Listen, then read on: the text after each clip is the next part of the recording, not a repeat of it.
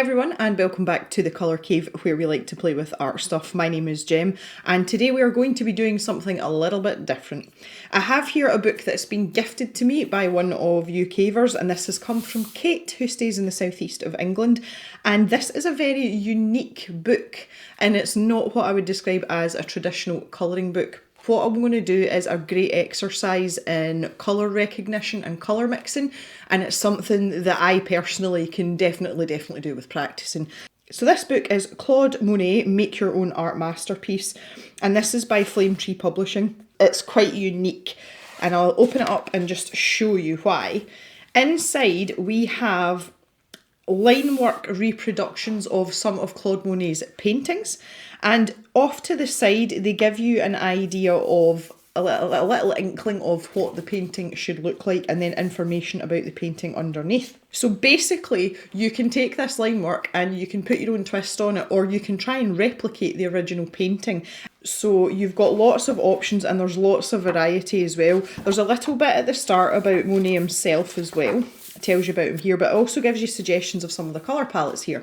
And the nice thing as well is all these pages are perforated, so once you've done these you can tear them out and hang them up or give them to someone, or you can use it for wrapping paper, I don't know. Now I have done something similar to this before, and it's not an easy thing to do. It's really not. Now bearing in mind that Monet painted mostly in oils, and I had a similar experience with the Kincaid collection, and this is the Disney Dreams colouring book, and they actually give you the reference images, so the original painting and then the line work to the side. Now when I did this the first time, I did this in pencil and tried to replicate what was going on in paint. That is very difficult to do, and this took me months and months. I have to say I'm really pleased with the outcome of it, and I did do a couple of videos on that. I'll find the links to those, I'll leave them down in the description and the end card if you want to check out what I was doing in there. I didn't film the whole thing because it would have been like months worth of videos. So having learned from that experience, the piece I'm going to tackle in here, I am going to use paint. Obviously I'm not going to use oil paint, but I'm going to use gouache. So for the uninitiated, gouache is a thick, opaque, water-based paint, and it was used for posters and printmaking in its original form. It can be watered down and used similarly to watercolour, but if you don't dilute it, then it stays quite thick. And it really is a versatile paint. So I figured for working in a colouring book and the scale that we're working on, this is probably the best option. These are the Winsor & Newton Designers Gouache. I really like them, they're good fun.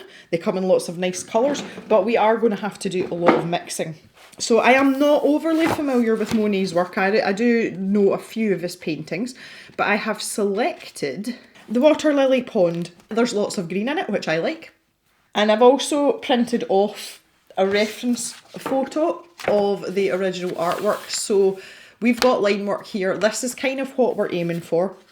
But I'm hoping with the opacity of the gouache, we can cover up some of this line work.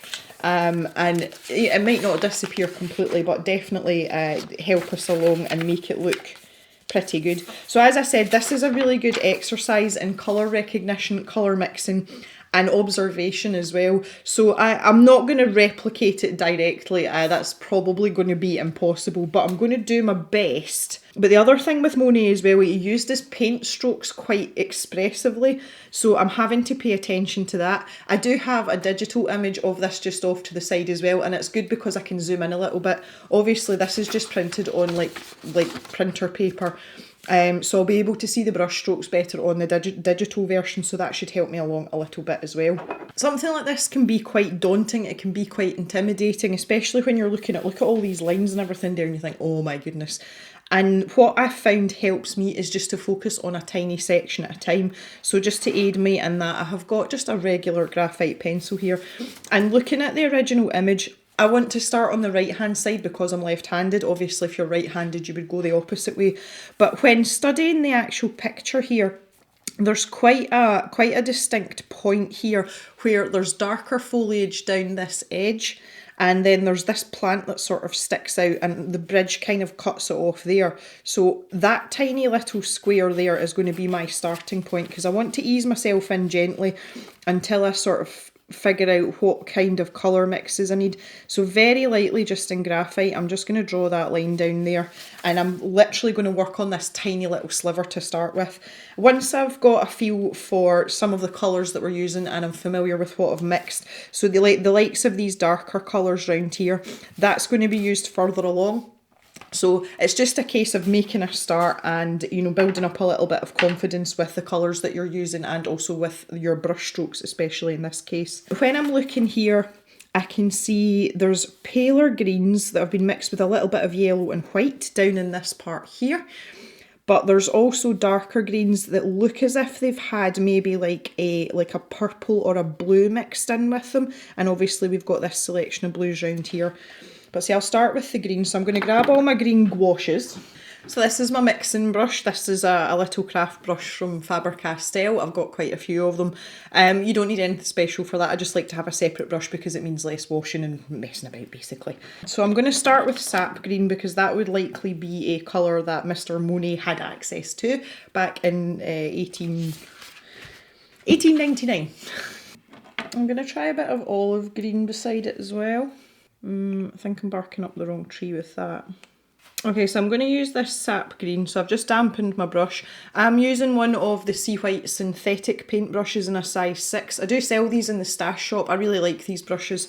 So if you're fancying one of those, and I think they're good for gouache because the bristles are a little bit firmer than a natural bristle watercolour brush, but they're still good to use with water-based paints, so it's a kind of happy medium for me. The first thing I want to do is just block in some of the shapes of this lighter green because we've got the darker area to go round about. So I'm just putting a tiny bit of water in there, and what that's doing is just making the paint mobile. It is quite thick, it's quite gloopy. We kind of want to keep that consistency because that's going to help us with our brush strokes and our textures. We don't have every single line and every single shape of each part of the painting, and this is one of the problems with these sorts of books. But what we are going to do is just block some of those in ourselves, and we can work on them and change them and do what we have to do. Now, one of the things I like about the Sea White brushes is that they've got quite a nice point on them. So I've got this greenery here. So this is the part, it doesn't actually go down into the bridge. That appears from nowhere. So this is kind of the equivalent of the way I would block in colour if I was working in pencil. I'm really all about placement here, and because we have this added advantage of we can layer over the top because of the opacity of the paint, then that is basically incredibly helpful. So when I'm doing this, at the moment I'm not actually looking at colour, I'm looking at shape, and I'm following the line of what's going on, you know, where each colour is going rather than what the actual colour is. Because with these little sort of half circle lines, they're not that helpful. And this sort of green area that I'm trying to pencil in kind of trickles over where my pencil line is there, you know, where my graphite pencil line was. I get the feeling that working with this, there's definitely going to be a distinct, in fact, probably several distinct ugly stages. And the trick is with that is not to panic. Do not panic, because you've just got to kind of like trust your process. And the good thing about this is there's loads of ways that you can fix things. Okay, so I'm going to mix a tiny bit of yellow in with that sap green. Now we know that this is straight sap green, so it's something that's easy for us to replicate. I think this might have been more of an ochre colour that was used here, and it's something that I've got a Naples yellow, but that's more of it like into a peachy tone. So I'm going to grab some of this permanent yellow, which you can see is very, very, very rich. So I'm trying to get this sort of colour here. As I say, it looks very ochre-y. This permanent yellow, I'll mix it with a little bit of white just to lighten it up a little bit. And then I'll put a tiny, tiny touch of green in it, and we'll see where that takes us. Okay, that's given me a really light green. I don't think I'm too far off at that. It's maybe a bit yellow-ater. Because there is every chance as well that with the style of painting that Mr. Monet probably did this in layers rather than mixing a specific colour. And it can be quite difficult to tell without seeing the painting in the flesh It's not always the easiest thing to try and gauge, and again, I've found this before. So, you know, you don't have to be, you know, don't beat yourself up about it. Okay, I'm going to go with that. And I'm literally just going to scoop this up off of here and pop in where I think this should be going, which is basically down my graphite line here. And now this comes along as far, it actually comes past part of the bridge, so I'm going to kind of use that as a reference point. Okay, so I need to think about this area around where I've put this greenery in, which granted doesn't look like much just now. So I've got some ultramarine, but I've also got this this brilliant violet colour, which is, it's a beautiful colour. And I think perhaps with just a touch of this ultramarine in that, it's going to give us a nice sort of dark purpley blue. Okay, more blue. So again, I've just cleaned my brush off a little bit. That's the other thing I really like about these synthetic brushes. They clean off really quickly and easily. So I'm going to pop a little bit of this in. This is going into more like a greyish blue in here. So I've got neutral grey 3, which I think is going to be, it's going to be too light for what I want it to do. But if I mix it with a little bit of black, we'll maybe get to the desired point. So I'm going to jump back over to this plate here for this. As a grey, I actually really like it. It's like elephant skin colour. It's nice. And I'll just take a tiny little bit of black. We can add this very gently. Okay, so you can see the grey starting to change colour now. I just want it a teeny bit darker than that. Okay, that's pretty good. Pretty happy with that. I'll just make sure that's well mixed. And then what I'm going to do is I'm going to pop a little bit of Prussian blue down beside it and just see where that's going to take us. There's a lighter area in here, so I'm going to leave that just now. And I'm just going to continue to dab away here. There's a lot of kind of mixed muddy stuff going on in this section where I am just now. And I think I'm going to have to study that a little bit closer. But in terms of blocking in what we want, and this section in here is actually quite dark, it's quite black. So we'll put the Prussian down just now. And again, we can work away at sort of layering that up, that kind of thing. And then there's this section here, which is pretty dark too. But you don't want to go in just with black because it's going to look very flat. It's going to look very unnatural. I don't know where I think I've just made this little tuft up. And then again, down beside this bridge, it's quite dark. I would say it looks almost black, but we'll go with the blue just now. And again, we can work around that. I think I'm going to say that quite a lot. Okay, this section in here is starting to dry now. And when I look at the image, there's lots going on in there. So I think they've got a tiny little dab of this brilliant violet. And I want to just mix that in with some white. Okay, so that's exactly what I was hoping was going to happen. Yay me. And I picked some of that up because this is very, very delicate. It's not, there's not a huge amount of it going on. So we'll pop that down, and there's some in here as well. And there's even seems to be a hint of it sometimes up in here. So what's left of our sap green up here, we're going to grab some white because we want to get some of these kind of like lighter areas in. So again, I'll just pop the white on this side. And here we can start adding in. I've got this lighter section here. And it starts to bump into this not quite ochre colour as well. Not quite ochre. You know me, do love a good technical description of things. And then we've got the same sort of colours down here on these sort of more grassy parts. There's a little bit of that going on there. Starting to try and create a little bit of shape here, you know, so that we can see some individual areas of this sort of foliage. I'll mix myself up some dark grey again, so it's just the same thing as before. This will be this neutral grey and a little bit of black. So I'm just working that in there. This needs to be closer to black though, because this is going to put in our little stems and our shadow parts. So I'll just keep adding the black until I get to a stage where I'm happy, and I'm getting near.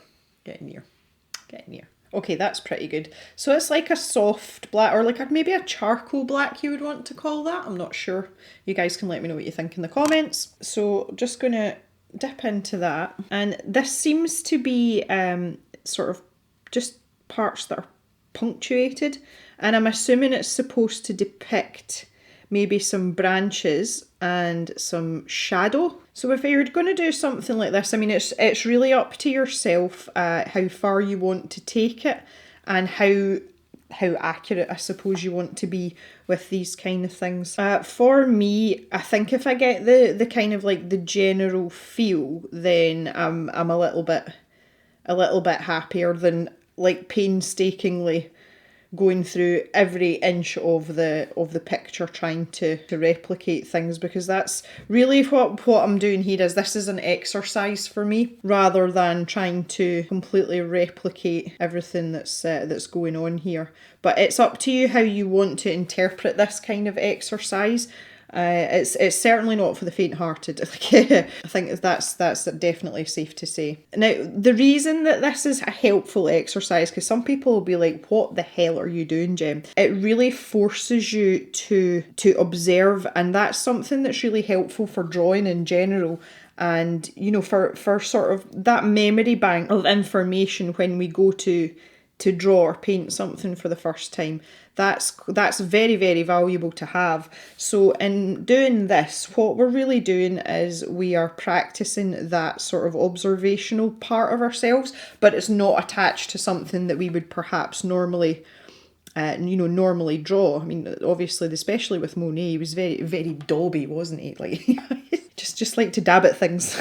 Basically what he did. And this is the thing, like, you have to have fun with it while you're doing it. That's quite important. Now that my lighter green's dried, I can see where it's settling in. And I think I want to just sort of accentuate some of those areas again. And I can press on top of that dark grey that I've put in now as well and really lighten things up a bit. Tiny spot of water in there, it's just starting to dry up a little bit. So that's what I'm trying to go for. And most of the time when it comes to the amount of water that I'm using, it's just enough to make the paint mobile. I'm not trying to thin it out or like thin it down. So what's happening here is the amount of white that I've used in the sap green, you can see it's not really standing out terribly well. So the way that we do that and remedy that is just to chuck more white in it. And that's one of the things I love about gouache. If you're going to buy yourself some gouache, I highly recommend, even if you're buying a cheap set of gouache, which there's absolutely nothing wrong with, especially if it's not a medium you're going to use very often, but I would invest in a tube of decent white because it does a lot for you. It really, really does. And most brands of gouache will play nice with each other. I have heard people talking about the Arteza gouache, and apparently it's quite nice. If you've had a play with that and you quite like it, you could always let us know in the comments as well, because I'm sure other people would be quite interested to hear about that. Okay, so this is much more what I was hoping for. One of the things with gouache as well though is you do have to wait until it dries a little bit to see actually, you know, like how it's going to turn out. It's a bit like acrylic paint that way, but this is what I was hoping for. So I'm starting to get a good bit of contrast now, and I can really work my way around and start making this a bit more interesting. Now there seems to be a lot of lighter colour down this side. I've got this kind of like weird area in the middle, and it looks turquoise to me.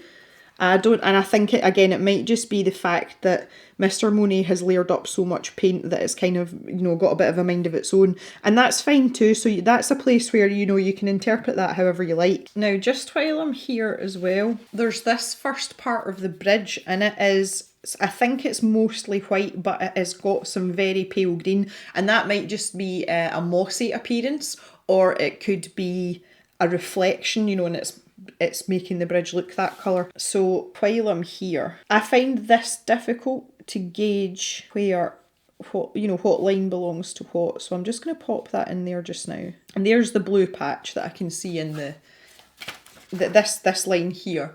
This depicts this blue patch here. And while we've got this kind of like soft black grey colour as well, I'm going to put in the line underneath the bridge. So that's kind of separating the two railings in the bridge there. And that's what this section's supposed to be in here. I'll see, the thing is, the line work's never going to be completely accurate. It's very, very difficult to recreate something like this. Maybe do with a finer brush for this. But the point on this is pretty good, so... The other thing we're not going to get as well is the same texture, and that's because obviously the original work was done on canvas. So you have to make allowances for that as well, and really, you know, don't get too obsessive about it. I seem to say that quite a lot, don't get obsessive about things. So I've still got a bit of this mid sap green that only had a little bit of white in it. I've just noticed it sitting there. And on this first part here, there's some green here. And then as we come down, it gets more fanciful. And that's kind of in line. This starts to fan out. And it's kind of in line with this patch on the bridge. So everything that's going on the bridge here is a really good reference point for for everything else basically. If you've taken it too far or you feel as if you've got something wrong, you can just paint over it. Now because we're keeping the water to a minimum here as well, it's you'll be able to do a couple of layers. You know, it's not as if you're working in watercolour and you're going to struggle away, you know, and the paper's not going to be able to cope with it. I'm still trying to kind of dissect what's going on in this middle section here. There's just a lot of stuff going on. So I'm not going to clean my brush, and I'm going to pick up some of that grey. So I've got green and grey on the brush here. That's probably not going to show up all that much here right now, but that's okay. As I say, I'm just trying to kind of do something with this part here. That's more like it. I just thought that was a little bit garish poking out there, and I was absolutely right for a change. So I've just added a little bit of white and a bit of water to this lilac colour I was using. And again, it's just to get a little bit of contrast, but I don't want it to stick out terribly. So just adding a little bit here and there. Right, I'm going to move to a smaller brush now. So I'm moving to the number 2, still using the sea white brushes, because I like them. And again, I'm going back to this very light green that we've mixed up. I keep looking at this, and the more I look at it, the more the more I'm seeing. So looking at this centre part here, now bearing in mind we're still only thinking about this little sliver here, this part in here, I've got this Prussian blue that I'd mixed up with a little bit of everything else. So I'm going to lighten that up because it was quite severe on that outside edge. And we're going to use that in varying degrees. Okay, so I'm going to pop some of this in here because I think it's almost as if there's a wee bit of light shining through in here. And I may need to go paler with this. And this is the thing, like every time I'm looking at just that really poor printed off copy, I keep seeing more and more, and that's exactly what the aim of this game is. Now up in here where these two bump into each other, this looks to me like a combination of a pale green and, you know, like the palest green that we've used and a little bit of this Prussian blue. As I said, it looks like almost like a turquoisey colour, so I'm going to try that and see if it does anything and see if it looks okay. And it's given me actually quite a nice, oh, that's gone a bit dirty, okay. Oh, right, that might just be the right shade for what we're looking for though, so let's try it in here. Not really. I'm kind of getting into aesthetics now because I've settled into my colours. I'm like, oh, I'll just add a little bit in here, a little bit in there, and that's how I know I'm starting to get my eye in. Okay, so just to finish off this little section, I've got this olive green here. So this was what we put out initially. I didn't know if we were actually going to use this, but we're going to try anyway. I'm just adding this in various places. Again, it's just to take out some of the sort of the flatness of the colour, because gouache is a very matte, flat paint. Well, these ones are matte anyway. So I want to try and do that. And then I've just got these little sections in here under where these fronds are, because I do want these to stand out. I could actually go a smaller brush than this right now, but I say these little sea white brushes have got great points on them, so you're not normally stuck for things like this. And in here as well, I feel that this is really flat as well, so I just want to pop in some of that in there. I think that's enough for today. Now that doesn't seem like an awful lot, and I appreciate that, but what we've done in this first stage is discover roughly what kind of colours we're using. Because if I come out now and show you here, these colours, this continues in a semicircle round here and down into most of the greenery throughout this bridge section to about here. So that's actually really helpful because we've done the kind of legwork today, and it means when we go to work on our next section, we know roughly where we're going with our paint and we don't have to experiment as much. So that's the kind of general idea. So you can see there, if I just put that side by side, it's similar, it's not the same. I might want to go in and add more green on top of this at a later stage, but I want to let this dry completely and go away and come back with a fresh pair of eyes, because that's something that's always really helpful as well, because you literally get to the point where you can't see the wood for the trees because you're staring at the same thing all the time. So I'm going to go back to this at a later stage. If you would like to see more of this and you think it's quite interesting, it's really important that you let me know in the comments, and also if you stick a like on the video. This is something I don't do very often, and I haven't decided whether this is going to be a series or not, and that's based purely on whether you guys want to see it or not. I don't necessarily have to do the whole thing in sections, you know, the way I would with a colouring chat, but if you'd like to see more, it's really, really important that you give me that feedback and let me know. So anyway, I've had great fun with this today. It's been a while. It's been a hot minute since I've used some gouache, so this has been lovely, and I've actually quite enjoyed myself, and I'm looking forward to when this picture starts to build up. We'll see whether that's in my own time or whether we do it as a video is entirely up up to yourselves. So just let me know. All right, guys, I want to thank you very much for joining me today. I appreciate the company, and please look after each other. Stay safe. Have a good day, everyone, and bye-bye for now.